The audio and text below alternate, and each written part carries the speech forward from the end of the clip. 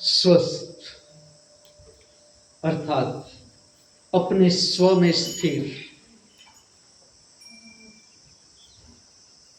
केंद्रस्थ अर्थात अपने केंद्र पर स्थिर,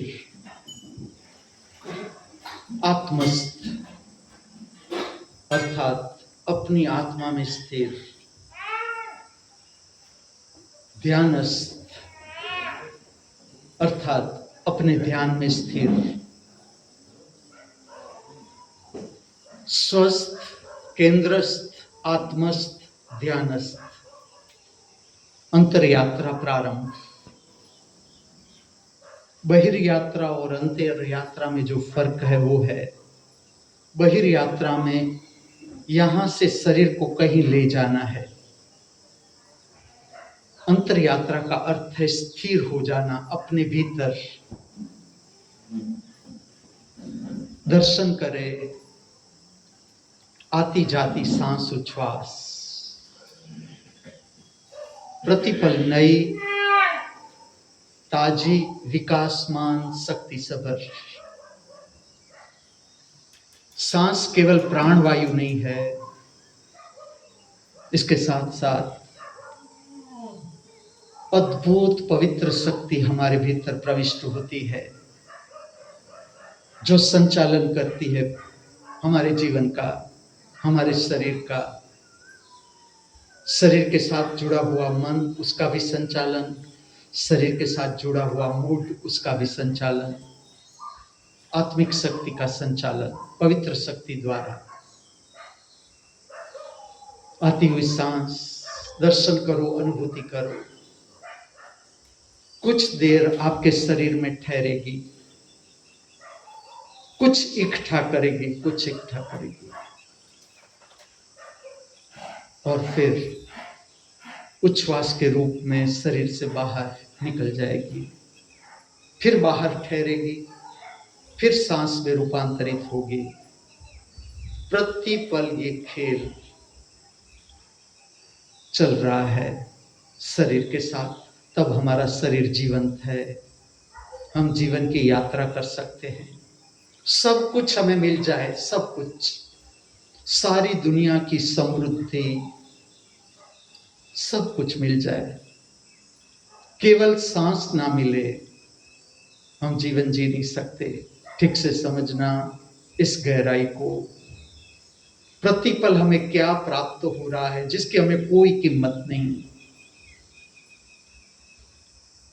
अनुभूति करो, दर्शन करो। सांस का आना, ठहरना, उच्छ्वास में बदल जाना। भीतर बहुत सी ऐसी शक्तियां हैं जो हमारे लिए ठीक नहीं, उसको उच्छ्वास बाहर ले जाएगी। हमें कुछ नहीं करना है,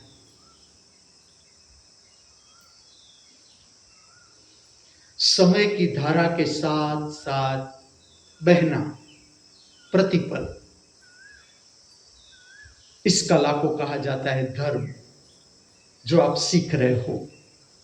प्रतिपल जीवंत रहना, प्रतिपल जीवंत रहना। जितना हमारा सामर्थ्य, समय के साथ साथ प्रतिपल जीवंत रहना। आत्मा, समय और आत्मा अलग नहीं, वर्तमान और आत्मा एक ही। जैसे आप वर्तमान का संपर्क करते हो, ठीक से ध्यानस्थ होते हो, केंद्रस्थ होते हो, आत्मस्थ होते हो, स्वस्थ होते हो, आपका संपर्क बनता है ब्रह्मांड की शक्ति के साथ। पूरा ब्रह्मांड, ब्रह्मांड की शक्ति प्रतिपल नई, प्रतिपल ताजी, विकासमान, शक्ति सबर, प्रतिपल वर्तमान, प्रतिपल वर्तमान। पूरा ब्रह्मांड, ब्रह्मांड के लिए कोई भूतकाल भी नहीं, ब्रह्मांड के लिए कोई भविष्य भी नहीं, आत्मा के लिए कोई भूतकाल भी नहीं, आत्मा के लिए कोई भविष्य भी नहीं। वर्तमान परम समृद्ध, जो जीवन हमने जी लिया, अनुभव कर लिया, वो भी शामिल समाविष्ट वर्तमान में। जो जीवन हम जिएंगे इस पृथ्वी पर,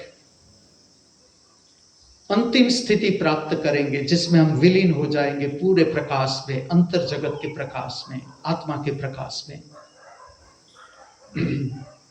ये भी शामिल समाविष्ट वर्तमान में। गुरु नानक ने यह अनुभव किया। उसने कहा सत श्री अकाल। अकाल का अर्थ है अब प्रयत्न चला गया है, अब प्रयत्न चला गया, कोई अभ्यास नहीं। अब आपने प्राप्त कर ली कला वर्तमान में ठहरने की। ठहर गए, नानक ठहर गए वर्तमान में।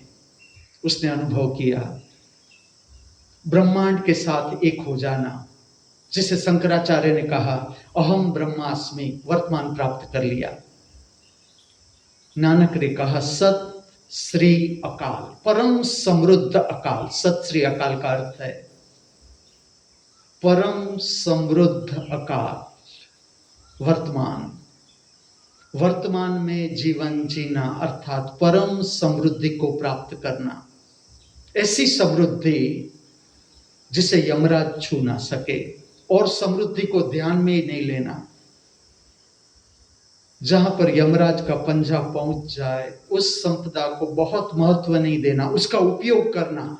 उसका उपयोग, इसे श्री कहा जाता है। उसका ठीक दिशा में उपयोग, कि हमारे पास जमीन है, रुपया है, जो भी है, उसका उपयोग हमारे स्वयं के कल्याण के लिए और जीवों के कल्याण के लिए। वनस्पति, कीटक, पंछी, प्राणी, मनुष्य सब हमारे साथ जुड़े हुए। इस पृथ्वी पर केवल मनुष्य से जीवन नहीं चल सकता। जैसे जैसे आप जानते जाओगे, आप मेरी बात का इनकार नहीं करोगे। आज का ये दिन मंगलमय मंगलवार, उसका प्रभाव प्रकट हो रहा है, अवतरित हो रहा है, उतर रहा है, फूलों की तरह खिलने को जा रहा है, वर्षा की तरह बरस रहा है, दीपक की तरह प्रकट हो रहा है। संपूर्ण नया, ताजा, विकासमान, शक्ति सबर प्रभात, मंगलमय मंगलवार का प्रभात। मैं आपको स्मरण दिला दूं, पृथ्वी को बने हुए तो इतने युग बीत गए, इतना समय बीत गया, लेकिन आज का ये मंगलमय मंगलवार ना आज तक इस पृथ्वी पर अवतरित हुआ है, ना ही कभी आगे होगा। इस पृथ्वी पर, इस मृत्यु लोक पर फिर से एक अवसर और स्वादिष्ट जीवन का स्वाद लेने का, रसमय जीवन का रस पीने का, परम रहस्यमय जीवन, परम रहस्यमय जीवन, हर कदम पर उसको जानने का, उसको समझने का एक अवसर और हमारे सबके हाथों में। मंगलमय मंगलवार अर्थात प्रसन्नता सबर, फूलों की तरह खिलता हुआ, खिला खिला, हरा भरा मंगलवार। ऋषि का संदेश, नाम से क्या कहने चाहते हैं ऋषि? आज का दिन पूरी प्रसन्नता के साथ जियो, पूरी प्रसन्नता के साथ जियो, ये ऋषि का संदेश। अब मेरा प्रश्न, प्रसन्नता के साथ जीवन जीने के लिए क्या चाहिए? आपकी समझ के लिए मेरा प्रश्न, कितने रुपये चाहिए, कितने कपड़े चाहिए, कितना बड़ा बंगला चाहिए, कितने नौकर चाकर चाहिए, कितनी कार की संख्या चाहिए, कितनी संपदा चाहिए, कितनी जमीन, कितना फ्लैट, कितने बंगले? प्रसन्नता से जीवन जीने के लिए क्या चाहिए, और जो कुछ भी मिला हुआ है हमें, उपलब्ध है, उपस्थित है, इसमें क्या हम प्रतिपल प्रसन्नतम जीवन नहीं जी सकते? प्रतिपल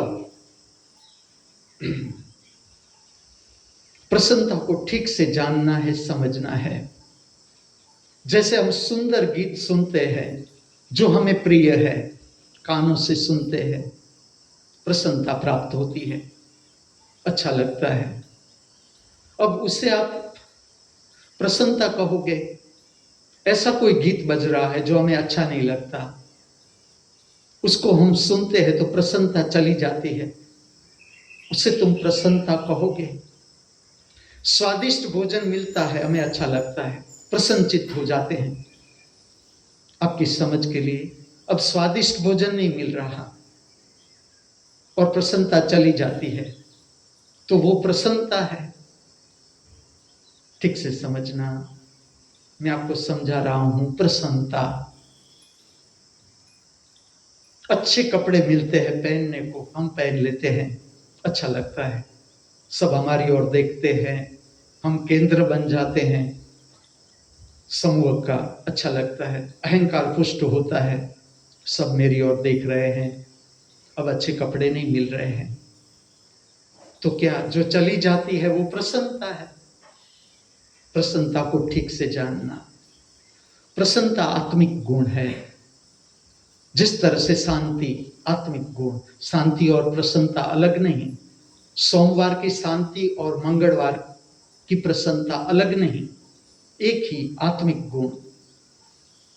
मैं सबको प्रश्न पूछूंगा, हर इंसान को जो मुझे सुन रहा है, समझ रहा है, हिंदू है, सनातन धर्म में विश्वास करता है, मुस्लिम है, सिख है, ईसाई है, बौद्ध है, जैन है, हर इंसान, मनुष्य का जगत, मन का जगत, मेरा प्रश्न है, आपके हृदय में प्रसन्नता कितनी, सुकून कितना?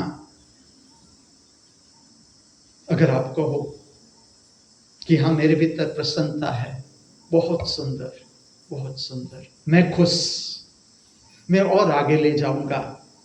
आपकी प्रसन्नता, कोई भी परिस्थिति हो, कोई भी परिस्थिति हो, 24 घंटे आप प्रसन्न रह सकते हो, कोई भी परिस्थिति हो। अगर आप कहो हाँ मैं रह सकता हूं, मेरा साष्टांग दंडवत, साष्टांग दंडवत। कोई भी परिस्थिति में अगर आप प्रसन्न चित्त रह सकते हो, आपने प्राप्त कर ली जल कमलवत अवस्था, आपका परिचय बन गया आत्मिक स्थिति के साथ। आत्मा कभी मुरझाई हुई नहीं होती, मुरझाया हुआ मन होता है, आत्मा सदा खिली खिली। अगर आप हताश हो, निराश हो, इतना ही समझो कि आपके भीतर अभी आत्मिक शक्ति की प्रगाढ़ता बढ़ी नहीं, आपकी चेतना मन के क्षेत्र में है, इसलिए आप विषाद में हो, डिप्रेशन में हो, फ्रस्ट्रेशन में हो। इसका इतना ही अर्थ है कि आपके भीतर जो देखने की क्षमता है उसकी शक्ति बढ़ी नहीं। जैसे बढ़ेगी, जैसे बढ़ेगी जीवन के विविध अनुभवों के साथ, जैसे आप मन को पार कर जाओगे, मन को पार कर जाओगे, पूरा प्रतिपल प्रसन्नता, प्रतिपल प्रसन्नता। अभ्यास है, अभ्यास, कि जैसे आज का दिन है, प्रतिपल हम प्रसन्न रह सकते हैं। प्रतिपल काम कोई भी हो, जूते का स्टैंड साफ करना हो, झाड़ू पोछा करना हो, बर्तन साफ करने हो, जो भी काम हो, टॉयलेट बाथरूम साफ करना हो, इसके बीच आप प्रसन्नता प्राप्त कर सकते हो। अभ्यास, आज का दिन अभ्यास। कर्म कोई भी हो, बाहर का कर्म कोई भी हो, बाहर के कर्म को ठीक से समझना, यह आपकी संचित शक्ति को रूपांतरित करता है। अगर आपने ठीक से कर्म किया, ठीक से पूर्णता के साथ कर्म किया, आपकी संचित शक्ति, शरीर, मन, मूड रूपांतरित हो जाएगी दर्शन की शक्ति में, मौन की शक्ति में। हर कर्म में आपको ये देखना है, हर कर्म में प्रसन्नता प्राप्त हो रही है, प्रसन्नता प्राप्त हो रही है। अगर प्रसन्नता प्राप्त हो रही है, जीव प्रवेश कर रहा है आत्मा के क्षेत्र में, आत्मा के क्षेत्र में, शब्दों से ऊपर, शब्दों से ऊपर आत्मा का क्षेत्र, मौन, जहां पर कोई शब्द नहीं। जहां पर शब्द है, ठीक से समझना, मन, मन का क्षेत्र, आत्मा के पास कोई शब्द नहीं, अवकाश, अवकाश। मन भी उसी की ही शक्ति है, शरीर भी उसी की ही शक्ति है, मूड भी उसी की शक्ति है, और देखने की क्षमता, भीतर देखने की शक्ति, शरीर को, मन को, भाव को रूपांतरित कर देती है। आपकी शक्ति को आत्मा की शक्ति में प्रकट होती है प्रसन्नता।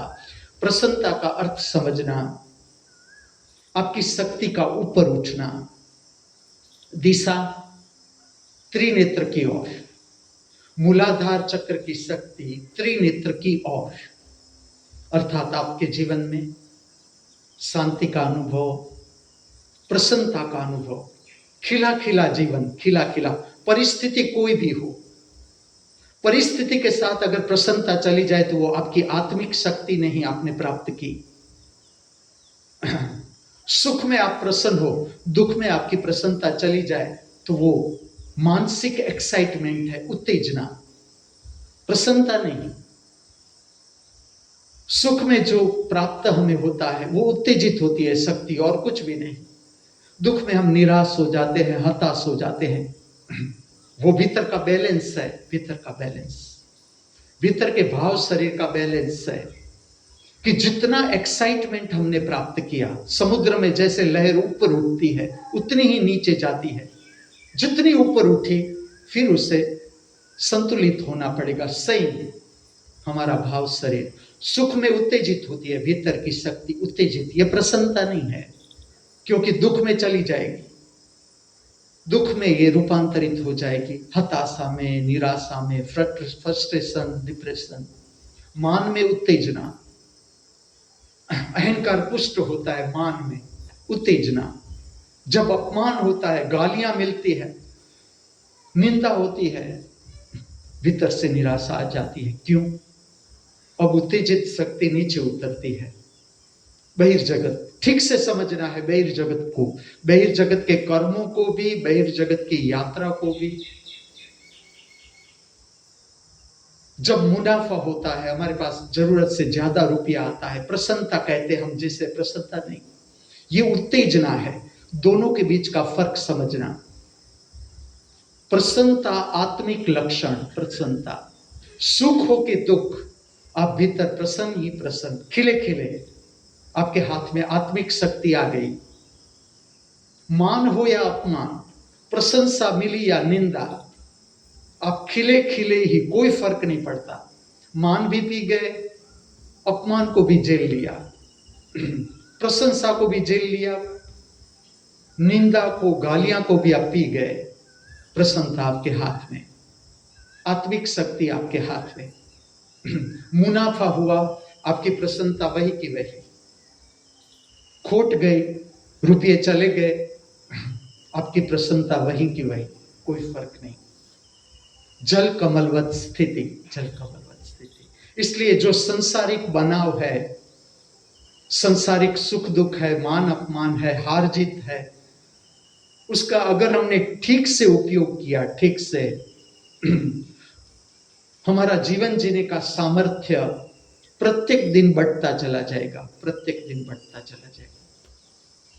एक समस्या को आपने परिपूर्णता के साथ पार किया, परिपूर्णता के साथ, डावाडोल हुए बिना, आप बहुत कुछ रहस्य प्राप्त कर लोगे, बहुत कुछ रहस्य।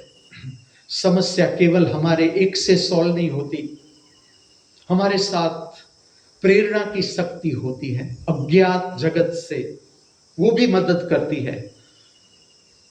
जो कला हमें सीखनी है, हम सीख रहे हैं, वो है स्थिर हो जाना, स्थिर हो जाना। आपकी दिनचर्या इस तरह से बनानी है कि प्रातः काल में भी कुछ स्थिरता के लिए समय मिले, स्थिरता के लिए, और रात को सोने से पहले सायं काल में भी कुछ समय अंतर ध्यान होने के लिए, अंतर दर्शन के लिए, अंतर ध्यान होने के लिए, ताकि आप अपने केंद्र को पहचान सको, केंद्र को पहचान सको। आज का जो दिन है, मेरा प्रश्न है, होमवर्क कहो तो होमवर्क, क्या प्रतिपल हम प्रसन्नता के साथ जी सकते हैं? अभ्यास, अभ्यास, कर्म कोई भी हो, कर्म कोई भी हो, इसे बहुत महत्व नहीं देना। आप हर कर्म में देखना, छोटे बड़े हर कर्म में, जूता साफ करना है, जूते का स्टैंड साफ करना है, कचरा पोछा करना है, जमीन साफ करनी है, बर्तन करने हैं, कपड़े धोने हैं, जो कर्म है, जो भी कर्म है, आपको इतना ही देखना है, मैं प्रसन्नता के साथ कर सकता हूं, प्रसन्नता के साथ हर सांस उच्छ्वास मैं प्रसन्नता के साथ जी सकता हूं। शक्ति का लाइट होना, प्रसन्नता, भीतर की शक्ति जैसे जैसे शुद्ध होती है, शुद्ध होती है, ऊपर उठना शुरू हो जाती है, ऊपर उठना शुरू हो जाती है। आप में से सेंस ऑफ ह्यूमर प्रकट होता है, हंसना, हंसाना, कोई अपने पर मजाक करे, आपको दुख नहीं होगा, ये इसकी निशानी है। कोई तुम्हारी उड़ाए, तुम मजा लोगे, और तो मजा लेंगे ही, तुम भी मजा लोगे, ये इसकी निशानी है। मैं कुछ बात आपको कहता हूं, आपको पता भी हो, फिर भी मैं स्पष्ट कर दूं कि ये सारी निशानी है, आपकी शक्ति ऊपर उठ रही है, आप लाइट होते जाओगे। जैसे जैसे हम जीवन जीते जाए, अगर हम ठीक से जीवन जी रहे हैं, जैसे उम्र के बढ़ने के साथ आप गंभीर नहीं होगे, गंभीर, आप लाइट होते जाओगे, हल्कापन, हल्का फुल्कापन, कोई उड़ाए आप घबराओगे नहीं, कोई आपकी मजाक उड़ाए, आपकी मस्करी करे, वो तो मजा लेगा ही, समूह भी मजा लेगा, आप भी मजा लोगे, ये इसकी निशानी है, आपकी शक्ति का भीतर से लाइट होना, लाइट होना, सेंस ऑफ ह्यूमर, शक्ति का ऊपर उठना, प्रसन्नता, सेंस ऑफ ह्यूमर, हंसना, हंसाना, ये भी इसके साथ जुड़ता है, ये आत्मिक गुण है, सेंस ऑफ ह्यूमर है। छोटी छोटी बातों में, छोटी छोटी बातों को कैसे ट्विस्ट कर देना, और सबका आपका दृष्टिकोण, सबका अपना दृष्टिकोण। मैं तो केवल आपकी समझ बढ़ा रहा हूं, प्रसन्नता की ओर समझ बढ़ा रहा हूं। देखो, ऑपरेशन होता है तो कितनी गंभीर बात है, अगर किसी का ऑपरेशन हो, अपेंडिक्स का ऑपरेशन हो, गर्भाशय का ऑपरेशन हो, कितनी गंभीर बात हो जाती है। अब देखो, मेरी ही शिष्या है जयश्री बेन झमझमिया, जो यहाँ गढ़वी नाम के प्रचलित है, गढ़वी नाम से प्रचलित है। पुराने समय में ऐसा था कि जब राजपूत युद्ध करने को जाते थे तो उसको सुरातन चढ़ाने में गढ़वी लोग थे, ये दुआ गाते थे, इस तरह से दुआ गाते थे कि सुरातन आ जाता था और युद्ध करते थे राजपूत लोग। जयश्री माता की ऐसी ही शक्ति है, वो सदा मुझे सुरातन चढ़ाती है, सदा मेरी प्रशंसा ही करती है, कुछ भी हो, कुछ भी, मैंने कैसा ही गीत गाया हो, वो प्रशंसा ही करती, सदा हंसती नाचती गाती, सदा हंसती नाचती गाती माँ। अभी उसका गर्भाशय का ऑपरेशन हुआ, उसकी बेटी ने मुझे फोन किया कि मेरी मम्मी ने तो क्या कमाल कर डाला, black belt champion, black belt, karate champion, martial art, समझने जैसी आर्ट है। मार्शल आर्ट केवल शारीरिक आर्ट नहीं है, समझना, कलरी पट्टू जो मनोहर कर रहा है, सबको सिखा रहा है, बहुत सुंदर। अभी उसको कलरी पट्टू का विज्ञान समझना है, मार्शल आर्ट का विज्ञान समझना है। मार्शल का अर्थ होता है दृष्टा, ऐसी कला 24 घंटे आप जागरूक रह सको। सेम कलरी पट्टू, सेम मनोहर को बहुत सुंदर काम, बबलू को इससे परिचित होना है। जो कलरी पट्टू सीख रहे हैं, 24 घंटे जागृति संभव है, 24 घंटे, सेम लाइक प्रसन्नता।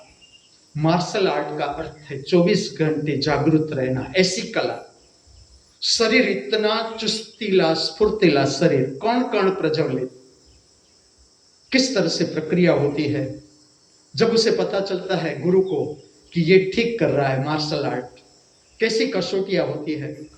वो अपना एक पोटला उसे दे देता है कि इससे तुझे 24 घंटे संभालना है, कोई ले न जाए तुझसे। वो देखना चाहता है कि ये शिष्य सो जाता है या नहीं, और गुरु उसके पीछे पड़ता है। वो पोटला लेने के लिए गुरु उसके पीछे पड़ता है कि कहीं शिष्य नींद में जा रहा है कि नहीं। ये अंतिम स्थिति। मार्शल आर्ट अगर आपने चुनी, आपका रस है, तो मैं इसका शिखर बताऊं, 24 घंटे की जागृति, तब तुम्हें मार्शल आर्ट प्राप्त हो गई। जयश्री बेन जमजमिया भी मार्शल आर्ट की तेजस्वी स्टूडेंट, आज भी। चंद्रलेखा ने मुझे कहा, उसकी बेटी, वो भी मेरी शिष्या है, दोनों माँ बेटी मेरी शिष्या है। उसने मुझे फोन किया कि जब मैं डॉक्टर के पास ले गई, सर्जन के पास, अब ये तो मार्शल आर्ट की स्टूडेंट, और गर्भाशय का ऑपरेशन था, इसके लिए सर्जन की सलाह लेनी थी, एडवाइस लेनी थी। अब जैसे चंद्रलेखा ने कहा, मैं मेरी मम्मी को अंदर लेके गई, तो डॉक्टर ने कहा कुर्सी पर बैठो। अब मार्शल आर्ट के जो स्टूडेंट होते हैं, ब्लैक बेल्ट चैंपियन, वो डायरेक्ट नहीं बैठते, जैसे कि जयश्री यहाँ आप जैसे सरलता से बैठ जाते हो, ऐसे नहीं बैठती। वो हवा में 2-3 जंप लगा के फिर अपने स्थान पर ध्यानस्थ होती है। सेम उसने गुरु, सेम उसने सर्जन की चेंबर में 3 जंप कुर्सी के ऊपर लगाकर वो कुर्सी पर बैठी। सर्जन तो घबरा गया, उठ गया। चंद्रलेखा ने कहा, सर आप घबराए नहीं, मेरी मम्मी ब्लैक बेल्ट चैंपियन है और डायरेक्ट ये बैठ नहीं सकती, उसके गुरु की सूचना है, मार्शल आर्ट जो इसे सिखा रहे हैं उसकी सूचना है कि डायरेक्ट आपको बैठना नहीं है, जिस तरह से संसारी बैठता है। ये तो संसारी बैठता है, आप तो मार्शल आर्ट के स्टूडेंट हो। तो 3 जंप लगाकर वो कुर्सी पर बैठी। सर्जन ने कहा, इसे तो कोई सर्जरी की जरूरत ही नहीं। फिर भी उसने सर्जरी करवाई, फिर भी उसने सर्जरी। अब देखना आगे की बात। आईसीयू में से उसे जनरल वार्ड में लाया गया। पहली ही सुबह डॉक्टर आते हैं उसे उसकी एग्जामिन करने के लिए कि अब कैसी स्थिति है। वो क्या देख रहे हैं, जयश्री माँ की एक टांग ऊपर है और ऊपर टिकाई हुई है, और सारे वार्ड बॉय है वो देख रहे हैं, वो सिखा रहे हैं। सब वार्ड बॉय जो है उधर के उसको सिखा रहे हैं कि मार्शल आर्ट कैसे करनी है। डॉक्टर तो घबरा गया कि कल 2 दिन हुए आपके ऑपरेशन को, अभी आपको आराम करना है, यहां तक तो बात ठीक है, चलो। उसका मुझे फोन आया कि मुझे यहाँ एक बहुत बड़ी सर्विस मिल गई, क्योंकि बहुत बड़ा कॉम्प्लेक्स है। उसकी सिक्योरिटी ऑफिसर की जॉब मिल गई उससे। ऑपरेशन के 2 दिन के बाद वहां का जो कॉम्प्लेक्स है, मेडिकल कॉम्प्लेक्स, उसकी सिक्योरिटी ऑफिसर की जॉब जयश्री देवी को प्राप्त हो गई, जयश्री माता को प्राप्त हो गई। मार्शल आर्ट स्टूडेंट, ऑपरेशन के 2 दिन के बाद, चलो कैसी होगी प्रसन्नता। अब ये सब तो ठीक है, वो अपनी बहन के घर गए, वो भी मुझे जानती है। उसका फोन आया कि थोड़ा आप जयश्री को समझाओ ना, कि वो अपने बेडरूम में होती है, आराम करती है, हम उसे बुलाते हैं कि जयश्री भोजन लग गया है, तो वो वहां से जंप लगाती लगाती लगाती हवा में 1-2-3 जंप लगाकर वो, तो ऐसा तो कैसा लगता है, मेरा सब परिवार है, सब आए हुए मेहमान है, लेकिन वो कहती है कि जो मेरी मार्शल आर्ट की जो प्रैक्टिस है वो मैं छोड़ूंगी नहीं, सदा प्रसन्न, सदा प्रसन्न। यही देखना है, आप सब ऐसे ही हो, मैं आपका ध्यान ले जा रहा हूं। परिस्थिति कोई भी हो, परिस्थिति को, बाहर का जगत इसी तरह से रहेगा, इसी तरह से, इसमें भ्रष्टाचार भी होगा। मन है, मन, जैसे जैसे आप अपने को समझते जाओगे, आप लाइट हो जाओगे, बहिर्जगत के लोगों के लिए लाइट होते जाओगे, कि जो संसार है सब मन खेल रहे हैं, मन का खेल चल रहा है, सबका अपना मन का खेल चल रहा है, उसमें तुम्हें काम करना है। बहिर्जगत में काम करने की कला सीखनी है, जो तुम यहाँ सीख रहे हो, प्रसन्नता के साथ, प्रसन्नता के साथ। जो मैं तुम्हें कहता हूं, मेरे शब्द तुम्हें याद आएंगे। सुख में प्रसन्न, दुख में जयश्री माता को याद करना है। मुझे नहीं करोगे तो भी चलेगा, जयश्री माता को प्रसन्न, मार्शल आर्ट वहां की वहां, कोई फर्क नहीं, ऑपरेशन हुआ ना हुआ, प्रसन्न, सुख दुख मान अपमान हार जीत, इसमें प्रसन्न रहना। और ये क्षमता अगर हमने ध्यान देना शुरू किया, उम्र के साथ साथ प्रसन्नता घटती नहीं। अगर आपने ठीक से कला जान ली, जान ही रहे हो, उम्र बढ़ने के साथ साथ प्रसन्नता घटेगी नहीं। प्रश्न कोई भी हो, वो बाहर का प्रश्न है। जैसे जैसे प्रसन्नता प्रकट होने लगती है, बाहर के प्रश्न तुम्हें छूते भी नहीं, छूते भी नहीं। इस तरह का ये जीवन है। अब आज की शाम उत्सव, उत्सव, उत्सव सीखना है। प्रसन्नता के साथ जुड़ता है उत्सव, नृत्य, संगीत, गीत।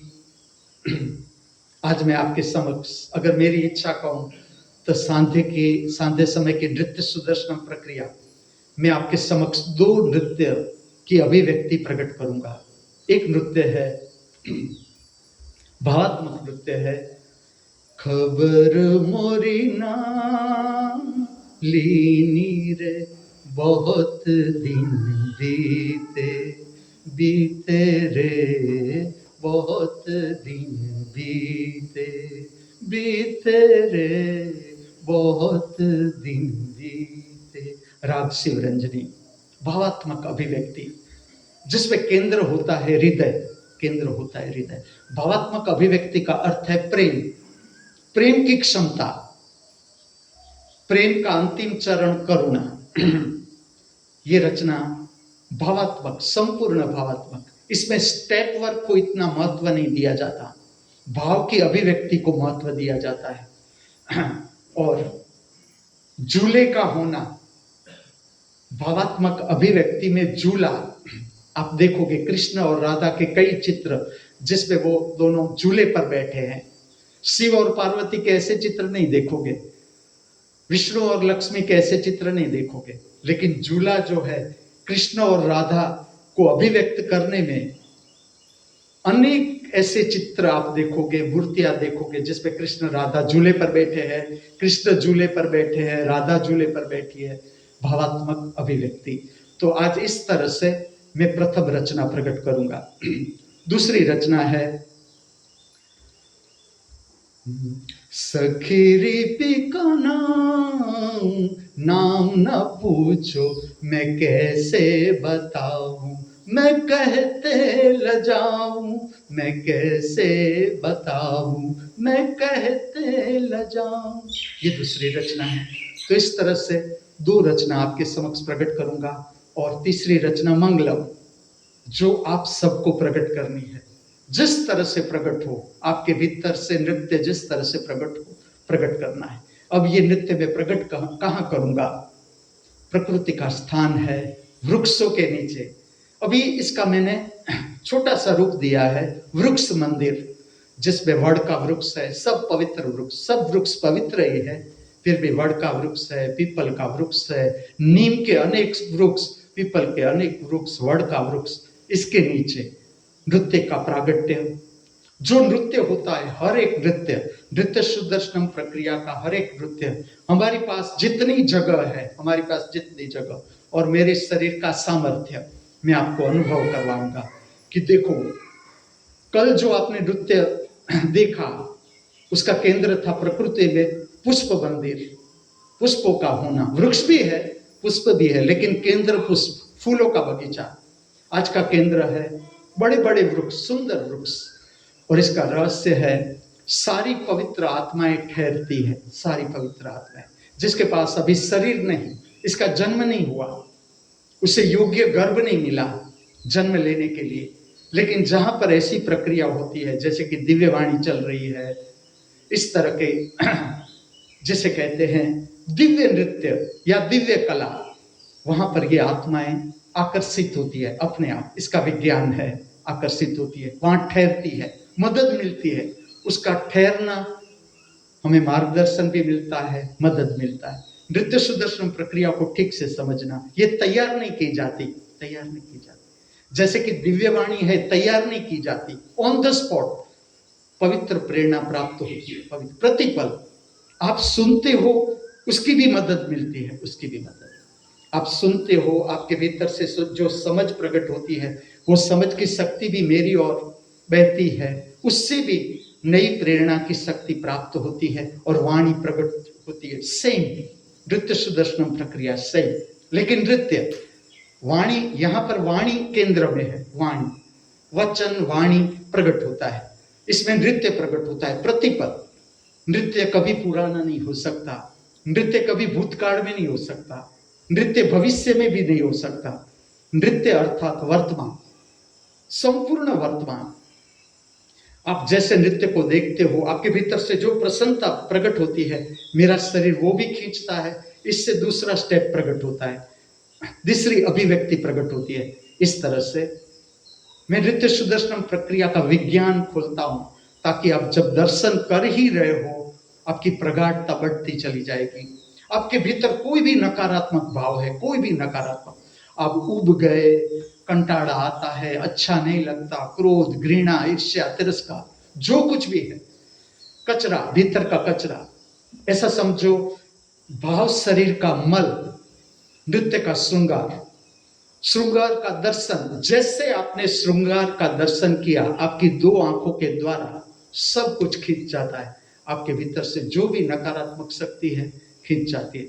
श्रृंगार आपको परम समृद्धि का दर्शन करवाता है, परम समृद्धि की शक्ति आप प्राप्त करते हो। आपको पता चले ना चले, धीरे धीरे रहस्य आपको बताता जाता हूं। नृत्य का श्रृंगार, नृत्य की गति, नृत्य की गति आपके भीतर प्रसन्नता प्रकट करती है, आनंद, उल्लास, प्रसन्नता प्रकट करती है। आपके भीतर जो चिंता है, भार है, बोझ है, नृत्य सुदर्शनम प्रक्रिया संपूर्ण खींच जाती है। ये प्रेरणा है। नृत्य सुदर्शनम जो आप करते हो, इंस्पायरेशन है, प्रेरणा है आपके जीवन के लिए। जब आप स्वयं नृत्य प्रकट करते हो, जैसा प्रकट हो, कोई नियम नहीं, कोई नियम। लेकिन आज का नृत्य वृक्षों के नीचे, वृक्षों के, आकाश के नीचे नहीं, आकाश के नीचे वृक्ष, वृक्ष के नीचे हम सब। यहां नृत्य का दर्शन, नृत्य का प्रागट्य मेरे द्वारा भी, आप सबके द्वारा भी। आपके लिए भी मैंने रचना खोज ली है, लेकिन वो मैं तुम्हें बताऊंगा नहीं, डायरेक्ट उस पर आपको नृत्य प्रकट करना है। ये आज शाम की नृत्य सुदर्शनम प्रक्रिया। और इसमें प्रकृति का होना, प्रकृति का होना, जिसे मैं कहता हूं धन्वंतरी प्रकृति मंदिर, वृक्षों की उपस्थिति, वृक्ष का होना, ये नृत्य का महत्वपूर्ण अंग। मैं नहीं, प्रकृति, प्रकृति की शक्ति शरीर प्राप्त करता है। वड़ के ऊपर, वड़ के आसपास जो पवित्र आत्माएं हैं, शुद्ध आत्माएं, जैसे मैं कहूं कि आज मैं इस वृक्ष के नीचे नृत्य प्रकट कर रहा हूं, विज्ञान ऐसा है, इस तरह की आत्मिक शक्ति खींचती है अपने आप, इसकी प्रेरणा आती है कि आज आपको ये दो रचना करनी है, इसका श्रृंगार अपने आप उपलब्ध हो जाता है, अपने आप उपलब्ध हो जाता है। अब ये सारी बातें हुई, प्रैक्टिकल वर्क हम सबको करना है। आज का ये पवित्र स्वर्णिम सुगंधित मंगलवार, परमात्मा की महामूल्य भेंट, इससे बड़ी भेंट कोई हो नहीं सकती, वो भी बिना कहे, बिना मांगे, बेशक फिर से हमारे हाथों में। आज तक जो भी छोटी बड़ी भूल हम करते आए हैं, या हमसे हो जाती है या हो गई है, कोई घबराने की जरूरत नहीं। मैं हर इंसान के साथ साथ हर कदम पर उसको सुधारने का, संवारने का फिर से एक स्वर्णिम अवसर हमारे हाथों में, जो किसी भी तरह से अब हमें खोना नहीं है। ठीक से हम सब स्मरण रखें, आज का ये पवित्र स्वर्णिम सुगंधित मंगलवार, मंगलमय मंगलवार हमारे जीवन में कभी भी वापस नहीं लौटेगा। इसलिए आज का ये पवित्र स्वर्णिम सुगंधित मंगलमय मंगलवार हम सब पूर्णता के साथ, समग्रता के साथ, हृदय में आनंद, उल्लास, प्रेम, मस्ती, मित्रता पूर्ण भाव लिए जी सके, ऐसी प्रातःकाल की मेरी, हमारी सबकी हार्दिक भावना, हार्दिक प्रार्थना अस्तु।